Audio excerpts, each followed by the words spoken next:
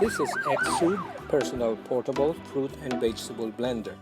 It has a built-in 2000 mAh battery. It also serves as a battery pack for your phones if necessary.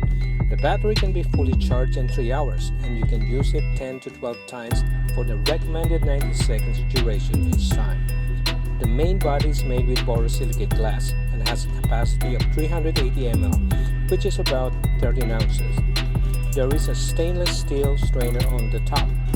It includes a micro USB cable for charging the blender and also an instruction manual. You would need to press the button 2 times to turn on the blender. This is a safety feature to prevent accidentally turning on the blender while cleaning with the blade exposed. To clean, put soap and water and run the blender.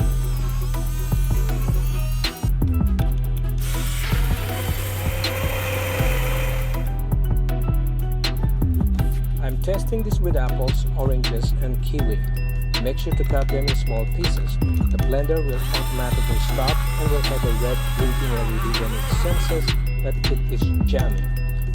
The same thing will happen if it's too thick. I added more water and the blender worked fine.